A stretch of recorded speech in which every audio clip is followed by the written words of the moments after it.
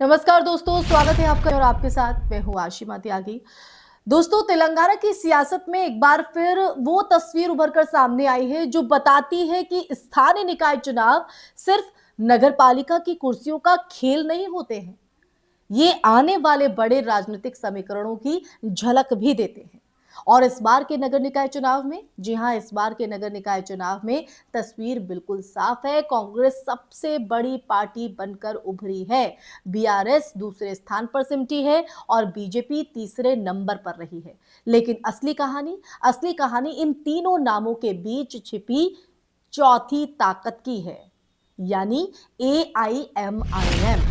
तो दोस्तों, कुल 2,996 वार्डों में से 2,982 के नतीजे घोषित हो चुके हैं और इन परिणामों ने ये स्पष्ट कर दिया, तेलंगाना की बात कर रही हूं, कि तेलंगाना की शहरी राजनीति में बहुकोणीय मुकाबला अब स्थायी हो चुका है।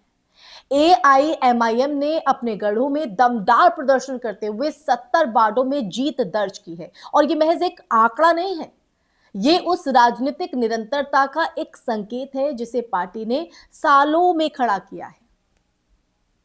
इंडियन नेशनल कांग्रेस ने सबसे ज्यादा वार्ड जीतकर यह संदेश दिया है कि राज्य में उसकी जो पकड़ है वो पूरी तरह ढीली नहीं हुई है।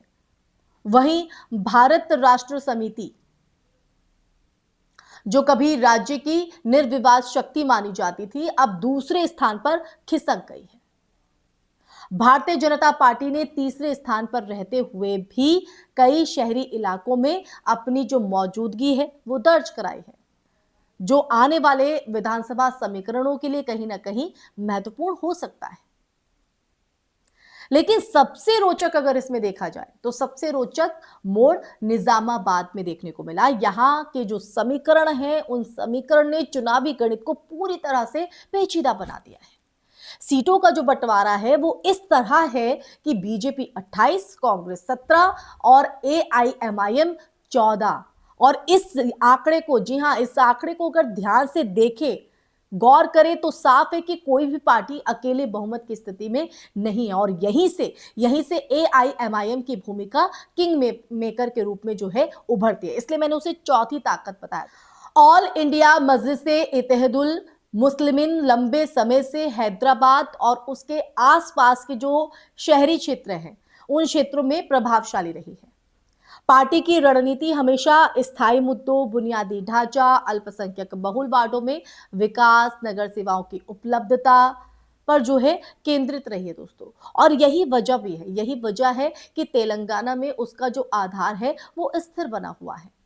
महाराष्ट्र में भी पार्टी ने नगर निकाय और विधानसभा स्तर पर सीमित लेकिन प्रभावी उपस्थिति जो है दर्ज कराई है। विशेषज्ञ मानते हैं कि ये जो प्रदर्शन है वो सिर्फ पहचान की राजनीति पर आधारित नहीं, बल्कि जमीनी संगठन, जी हां, जमीनी संगठन और वार्ड स्तर की जो पकड़ का परिणाम है।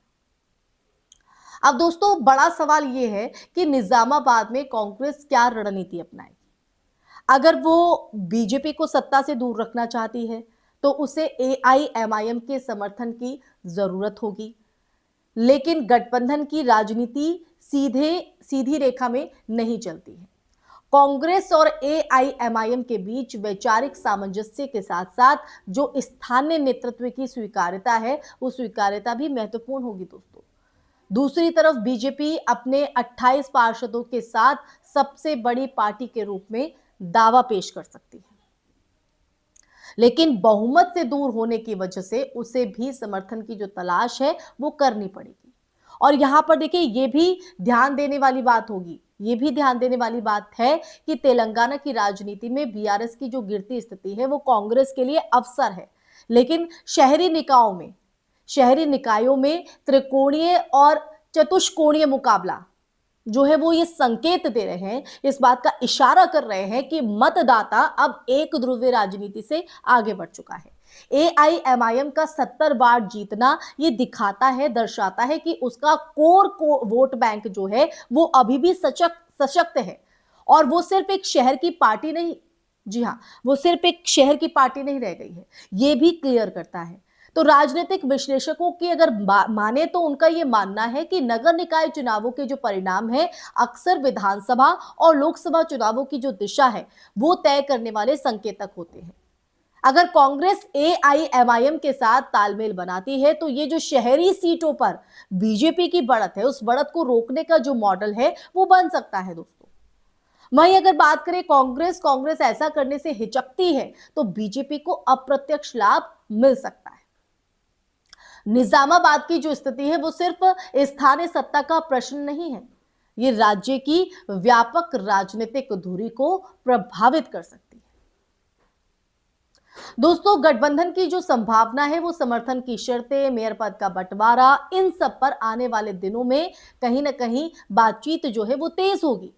तेलंगाना के इन परिणामों ने ये स्पष्ट कर दिया है कि अब जो राजनीति है वो सिर्फ दो दलों की सीधी टक्कर नहीं रह गई है, यानी छोटे लेकिन संगठित जो दल हैं वो खासकर शहरी क्षेत्रों की अगर हम बात करें तो शहरी क्षेत्रों में सत्ता संतुलन बदलने की क्षमता रखते हैं, तो यानी उन्हें भी हल्के में नहीं लिया जा सकता है। तो एआईएमआईएम का जो प्रदर्शन है वो इसी वास्तविकता का बेहतर उदाहरण है। तो आने वाले दिनों में यह देखना बेहद इंटरेस्टिंग, बेहद दिलचस्प होगा कि कांग्रेस व्यवहारिक राजनीति को प्राथमिकता देती है या वैचारिक दूरी बनाए रखती है। बीजेपी क्या रणनीति अपनाती है और बीआरएस अपनी गिरती पकड़ को कैसे संभालती है। तो दोस्तों, इसी सवाल के साथ मैं यहीं पर चर्चा को जो है विराम दूं, उससे पहले आप लोगों से मैं ये जरूर कहना चाहूंगी या फिर तेलंगाना की जनता की अगर हम बात करें तो तेलंगाना की जनता ने इस चुनाव में किसी एक पार्टी को पूर्ण बहुमत जो है प्रभुत्व नहीं दिया है। ये बटा हुआ जनादेश दरअसल एक संदेश है, एक मैसेज है। स्थानीय मुद्दों, प्रतिनिधित्व और जवाबदेही की राजनीति अब निर्णायक भूमिका निभा रही है। निजामाबाद की जो तस्वीर है वो ये बताती है कि सत्ता की जो चाबी है वो हमेशा सबसे बड़ी पार्टी के पास नहीं होती, कभी कभी वो उस दल के हाथों में भी होती है या चली जाती है जो संतुलन बना सके, और यही इस चुनाव की सबसे बड़ी कहानी है। तो संख्या छोटी हो सकती है लेकिन जो प्रभाव है वो निर्णायक। इसी के साथ इस चर्चा में फिलहाल के लिए बस इतना ही दोस्तों। इस चर्चा में आपको क्या समझ में आया, इस पर आपकी क्या राय है, कमेंट सेक्शन में कमेंट करके जरूर बताइएगा। फिर हाजिर होंगे ऐसी ही चर्चा लेकर, तब तक के लिए अपना ख्याल रखिए। जय हिंद, जय भारत, नमस्कार।